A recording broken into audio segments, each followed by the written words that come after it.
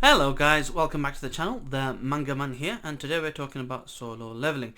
You probably noticed slight differences. It's a reconfiguration of my setup, so this is essentially what it's going to be for the foreseeable future. I am looking at finding ways to tinker my setup, to improve whether it's audio, visual, or presentation. But so bear with me. Now, as you can tell from the title, it's chapter 138 that came out recording time yesterday, but it will also include chapter 137. All relevant timestamps will be included in the description below, including a link to my subreddit where I post all my videos for Reddit viewers, and also a link to the chapter. With that being said, let's get into this review. So, getting into chapter 137, keeping it relatively simple because, to be honest, it is a relatively simple chapter. A few things are established quite early on. The system is still in place because we do get the message to say that this enemy has been defeated, but that the owner of the gate has not been destroyed or taken down, etc., etc.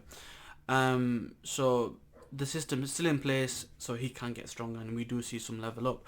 Then there's like a whole kind of magic storm, and the monster gets taken back into the gate. His magic is being absorbed, and there's like a kind of a communication scene that happens between Jin Woo, Ignis, and Beru.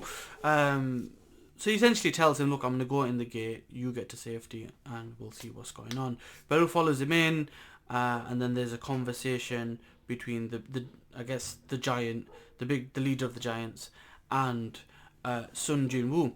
Here we establish a few different things. So we understand now that he's a monarch. The monarchs and the rulers are enemies, and the Silver Guardian Wings type of people that he saw in her flashback or memory, that he saw when he was dealing with the architect, are in fact the rulers. We don't get an idea of the numbers. We just essentially get told that they're enemies, and essentially he's been captured and he's been made to do things by the rulers, and the monarchs and the rulers are essentially watching what's going on when Jin Woo. It's interesting to point out as well that when he sees Jin Woo, he says, "You're not the person I know." So the monarch, the shadow monarch, the dark monarch that is in Jin Woo's body is who he knows. There's a kind of a promise, a vow of honesty between both monarchs, and essentially he gets told that basically these monsters are people that have been captured, the tribes of monsters that have been captured over time, much like in that history that we saw, and they're made to do things by the rulers to enact a war on Earth, or whatever they're calling Earth in this Manhwa, which I'm assuming is going to be involving the monarchs at some point. So a pretty simple chapter. I kind of summary and probably brushed over quite a few things, but it's interesting to point out that he still can get stronger, that the guy was a monarch. There's a war between monarch and rulers, and basically the rulers are controlling the monsters to in steps for a war to do things on Earth. So that being said, that is chapter 137. Let's get into a bit more detail with chapter 138. So this chapter 138, really, to be honest with you, was a simple chapter. So this part of the video might not even be that long, mainly because a lot of panels were taken up in the fight, and ultimately the discussions is kind of a rehash and a little bit more detail of what we already knew from chapter 137. We do get a few more panels to get an idea, but I'll kind of go through that as we go along. So there's a few things that's kind of discussed. So this honesty pledge is still ongoing, so there's questions that are being asked as to why these monsters keep getting sent. So we know that it's a foothold and it's a preparation of war, but how is it they're doing that? So I guess the idea here now, as explained, is to get magical energy into the world, to create a world that has enough energy to withstand the war, and possibly be a place for them to stay. Now, they do this by sending the monsters in the world who are, born with natural energies, and it's getting denser by the day because of every outbreak. But there's a few key things that happen here. there's a there's a part where Jin Woo like, yeah, I might just need to kill this guy, and basically this guy sees the monarch, and he's like, I saw him for a second, but questions are being asked in a very specific way that he doesn't answer. And this is interesting because realistically the monarchs and the rulers don't care about humans. They don't care about essentially earthlings or people of Sun Jin Woo's world.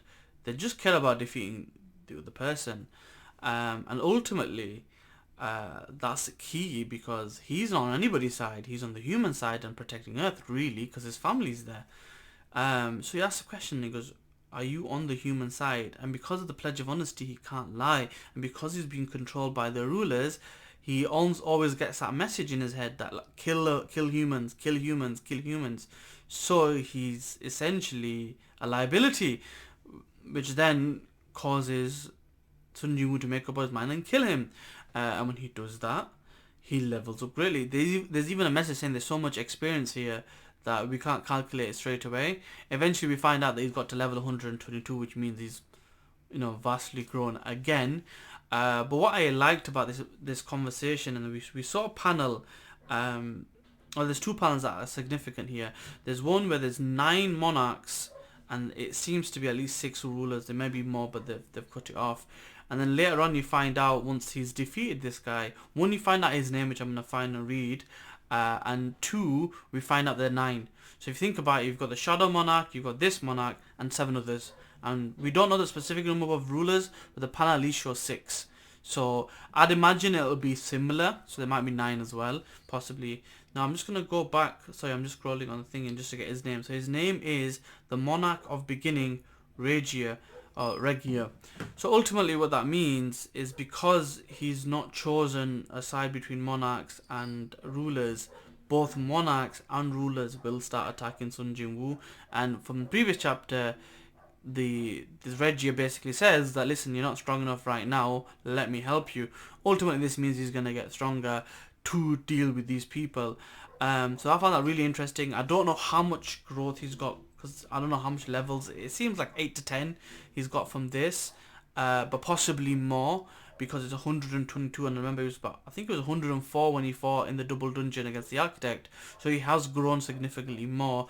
Will he get some more skills? We'll have to wait and see. So ultimately it's an interesting kind of realization for Sun Jin Woo and decision he's made. What are the ramifications of this now that he's got monarchs and rulers as enemies? We're going to have to wait and see. The chapter basically ends up with people visiting a national class hunter called Christopher Reid. Whether this is like opponent Christopher Reid, former actor Superman, I don't know. But because he's a national class hunter and he's essentially a high level asset for America, they need to make sure he's safe, or they can make effective use of him. He can't die. So with the chapter basically ending saying that you possibly could die, it's interesting to see what happens next. Does this mean, because Sun Jin Woo's kind of the unofficial national class hunter for South Korea now, is it going to be a scenario where because he's basically above and beyond everybody else, he's past the S-class hunters, now he's like national class hunters. By growing further, is he going to move beyond them, and is this going to be shown? Because I think he's already there, especially with the level of mana he's got. But if he's edging towards level 200, that growth is going to continue to significantly improve. And I think the Shadow Monarch, like said in these previous chapters, has betrayed the Monarchs, is siding with humanity. Let's see what happens, and I'll see you next time. Peace.